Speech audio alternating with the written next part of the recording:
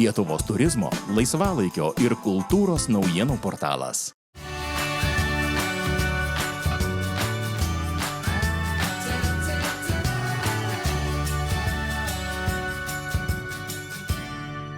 Labas rytas, Lietuvos ryto televizijos žiūrovai. Jūsų ekranuose po trumpos pertraukos sugrįžta laida Švarūs miestai ir aš jos vedėja Justė Zinkevičiūtė. Artimiausią pusvalandį kviečiu likti kartu.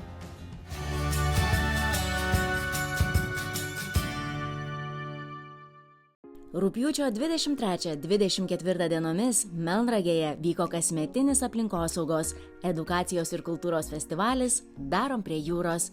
4 metus iš eilės vykstantis festivalis kvietė suvienyti jėgas tam, kad drauge prisidėtume prie šalies pajūrio kopų išsaugojimo.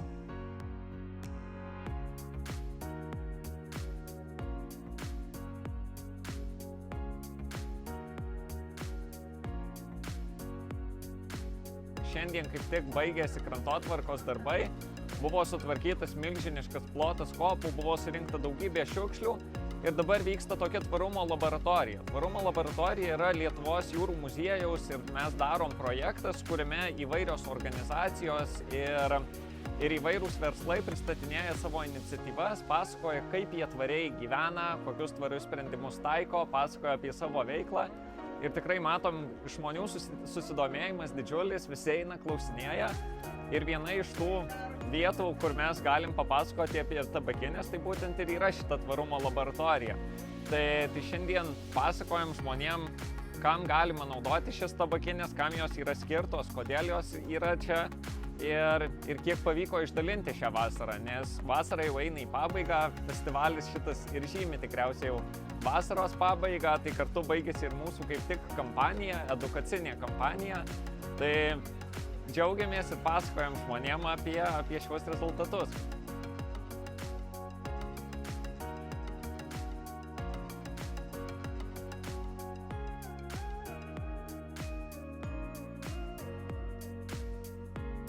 Aplinkosaugos iniciatyvų organizacija Mes darom siekia atkreipti visuomenės dėmesį į šiukšlinimą nuorūkomis.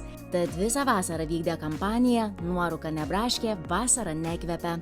Kampanijos metu ne tik priminė visuomeniai apie šiukšlinimo žalą gamtai, bet ir kvietė nemokamai atsiimti atsakingam nuorūkų šalinimui skirtas tabakines.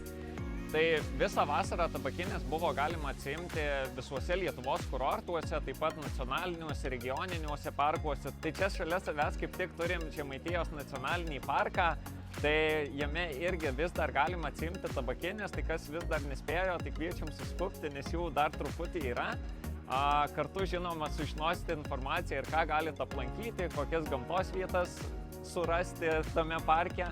Ir prie šios akcijos prisijungė tikrai ne vienas regioninis ar nacionalinis parkas, tai labai džiaugiamės, kad būtent tos vietos, kuriuose dažnai lankosi įvairūs poilsiautojai, turistai, jos turi tas tabakinės, kurias galima nemokamai atsiimti.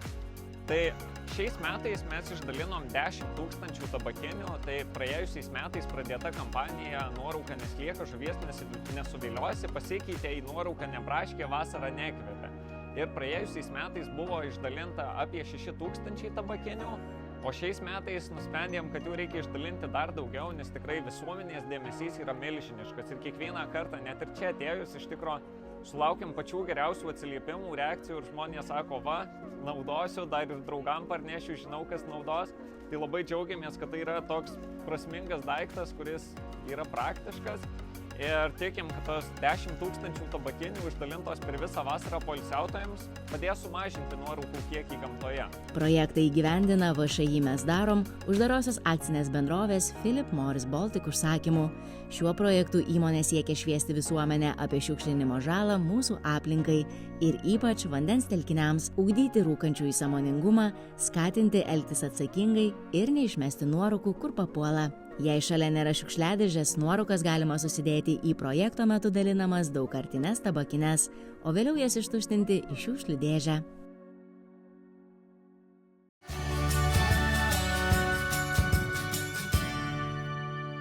Šį reportažą pristato Gamintojų ir importuotojų asociacija Gamtos ateitis, licencijuota pakuočių atliekų tvarkymo organizacija, koordinuojant Lietuvos gamintojų ir importuotojų pakuočių atliekų tvarkymą.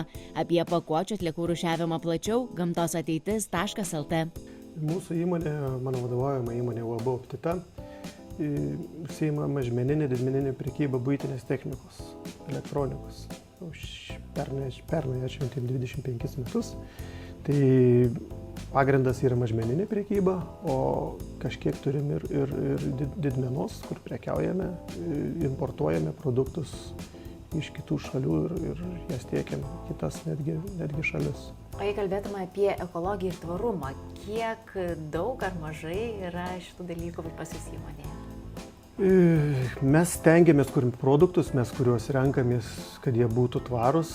Tai importuojam kaip tokį vieną produktą iš Pietų Korėjos, kur yra ir pakuotė tvari, ir visos detalės yra tvarios, iš perdirbto plastiko ir taip toliau. Ir įmoniai taip pat stengiamės tai atvaizduoti, to siekti, kaip čia pasakyti. Ir turim įrengę saulės elektrinių ant 7 objektų po 30 kW, kur jau beveik užtenka mūsų poreikiams. Pas mus dirba šilumos siurbliai, šildom, šaldom, jeigu reikia.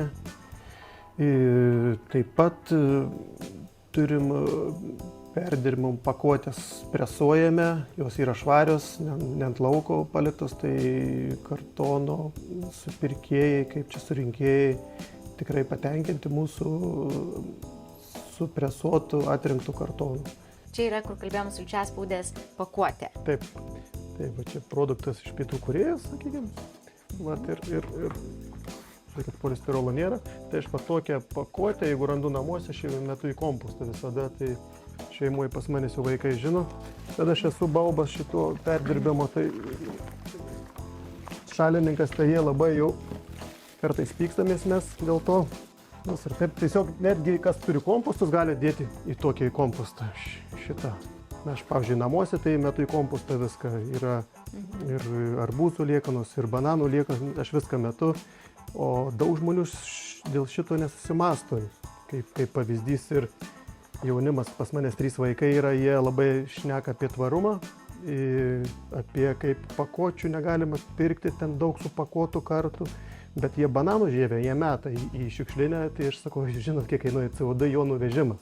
Bet tai tėti, taigi ten nieko nebus, taigi ten jį supūva po žemę. Sakau, čia ne apie tai, čia yra apie tai, kiek kainuoja nuvežimas iki tonos nuvežimas, kiek sudegina kurą. Tai tokių paprastų dalykų žmonės gal dar nesupranta, aš manau, kad dar švietimo truputį trūksta.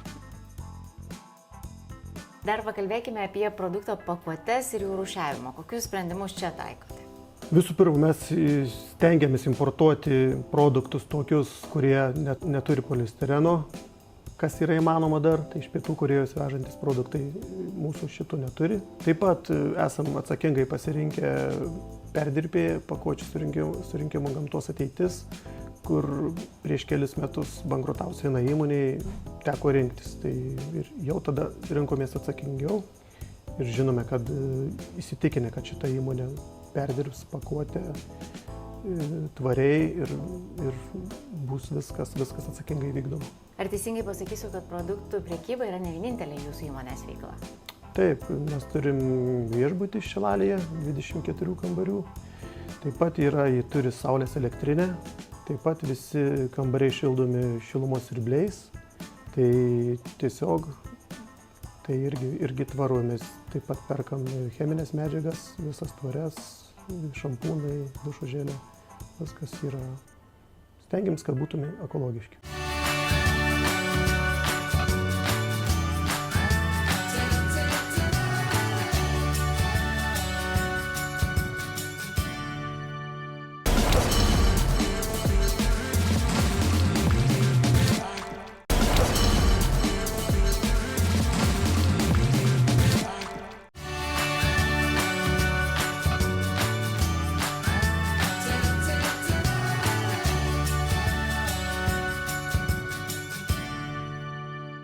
Dabar keliaukime į Šilutės vandenis, kur sužinosime, kaip yra valomas vanduo ir kokie įdomus radiniai atkeliauja iš gyventojų namų.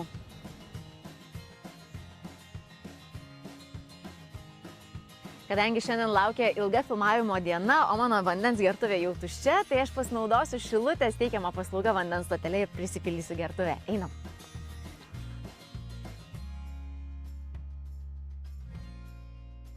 O, pilnutėlė.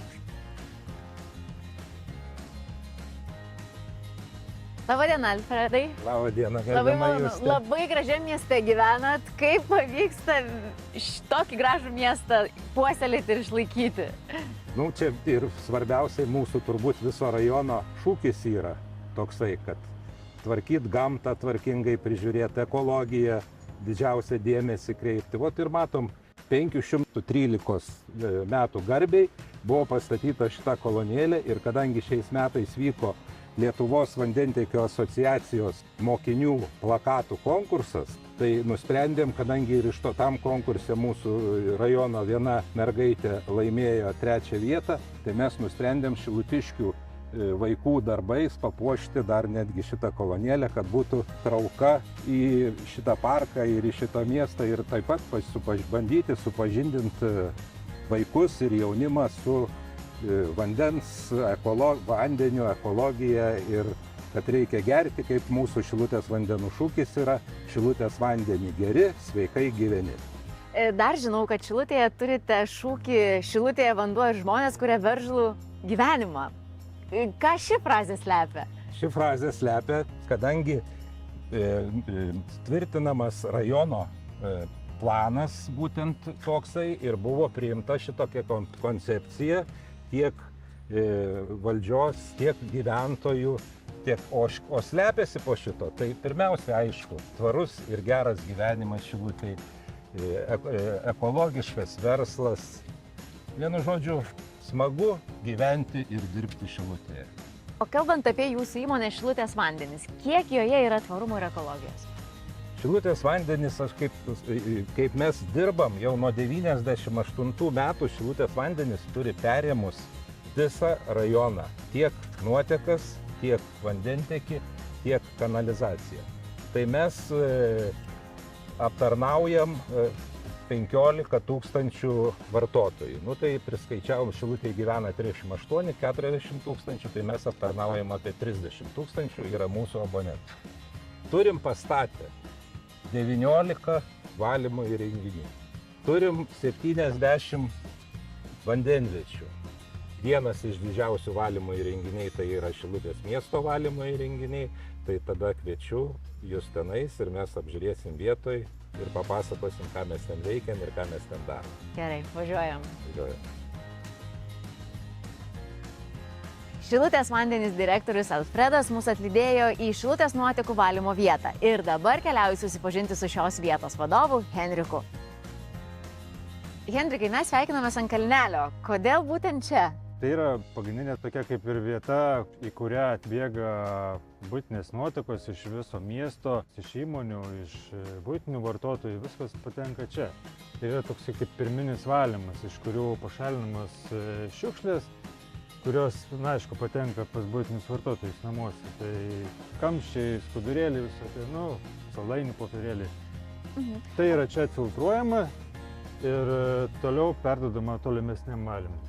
O valant nuotekas, ką tokio įdomiausio, smagiausio ar netikėčiausio esate atradę? Visokių stebuklų, aišku, atsiranda ir kažkas iš po švenčių šampano kamščių primeta, gal po švenčių kažkam ir lemenėlė iškeliavo į kanalizaciją. Tai mes radom, bet dar savininkas neatsirado. Gal kas pametėt? Henrikai, aš ne pirmą kartą nuotekų valymo įrenginiuose, bet pirmą kartą matau, čia labai nešvaru. Taip, tai va, ką mes gaunam iš miesto, iš nuotekų tinklų, tai čia yra tokios metalinės grotos, kurios laikas nuo laiko persikeičia ir atrūšiuoja šiukšles, kurios atsideda paskui konteinerį.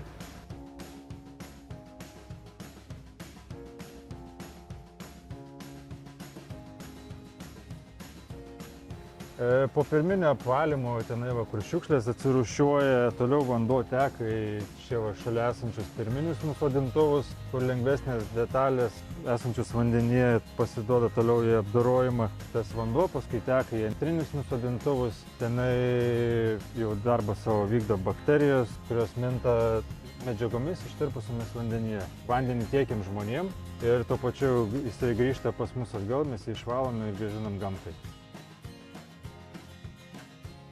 Pabuvom ant kalnelio, pamatėm, kaip atbėga nuotekos, kurios keliauja toliau. Ir atėjom iki tokio taško, kur pamatysim, kaip tos ištirpusios medžiagos vandenyje virsta tokia dumblo mase, iš kurios mes išgaunam granulės, kurias sandėliuojam paskui maišuose. Tai prašom užeiti į vidų. Galėsim paliesti? Be problemų. Gerai. Tai va čia turim tokį įrenginį, kur sutirštintas dumblas, jis yra spaudžiamas tarp tokių juostų. Ir iš jo krenta jau šiek tiek nusausintas dumblas, kuris keliauja čia į šitą bunkerį. Taip. Ir iš jo toliau vamzdynais perduodamas yra jau tiesiogiai į džiovyklą. Tai čia vyksta džiovinimo procesas. Taip. Tai va ką matėt, kas atbėga iš miesto, rezultate gaunasi tokia vat masė. Šitame dumblo apdorojimo ceche esam paskutiniam taške, kur jau dumblas nusausintas, išdžiovintas, jisai jau paruoštas yra į granulės ir sandėliuojamas maišuose. O tuos maišus pavasariais ūkininkai išsiveža tręšti laukų. Tai didelė dalis, ką mes sukaupėm maišuose, viskas išvažiuoja ir išbarstoma į laukus. Ir procesas kartuojasi iš naujo, mes vėl kaupiam toliau.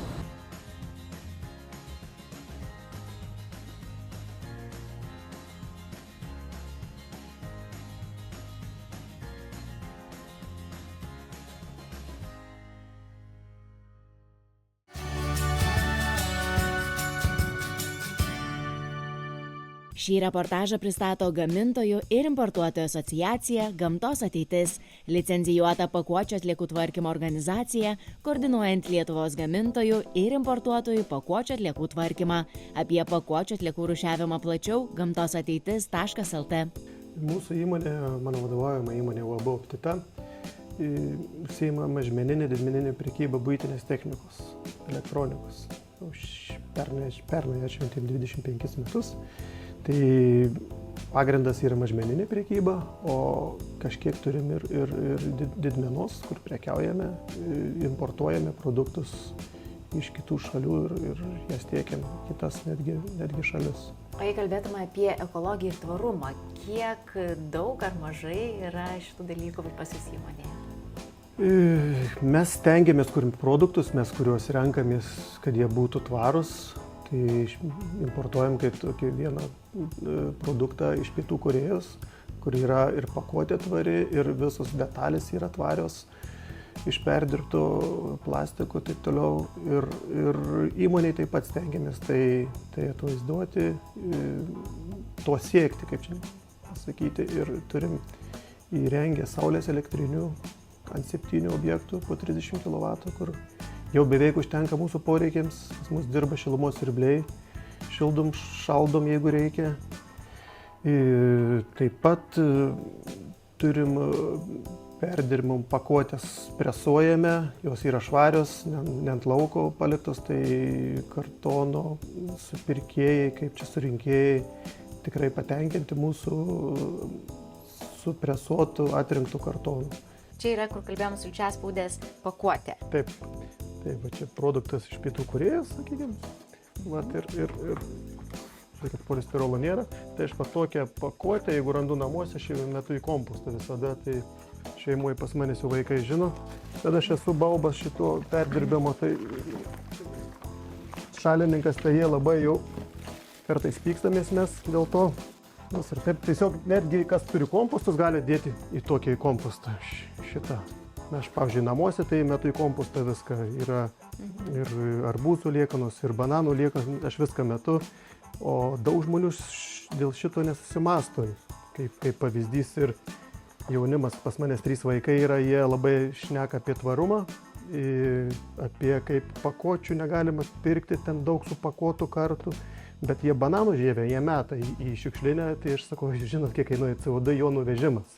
Bet tai tėti, taigi ten nieko nebus, taigi ten jį supūva po žemę. Sakau, čia ne apie tai, čia yra apie tai, kiek kainuoja nuvežimas iki tonus nuvežimas, kiek sudegina kurą. Tai tokių paprastų dalykų žmonės gal dar nesupranta, aš manau, kad dar švietimo truputį trūksta.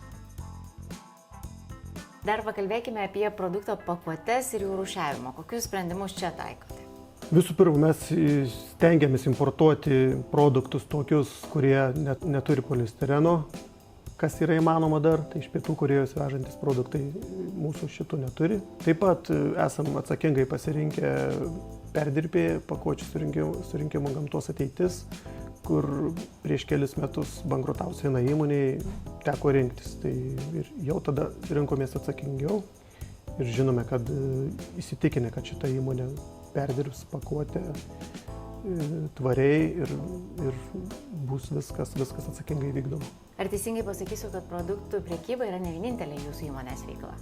Taip, mes turim viešbutį Šilalėje, 24 kambarių. Taip pat jie turi saulės elektrinę. Taip pat visi kambariai šildomi šilumos siurbliais.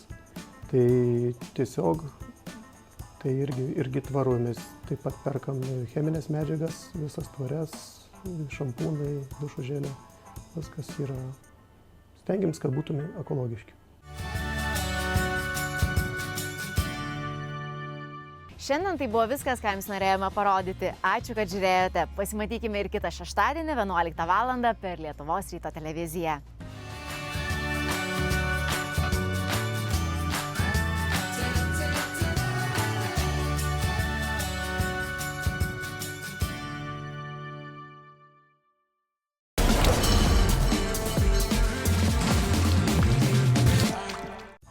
Lietuvos turizmo, laisvalaikio ir kultūros naujienų portalas.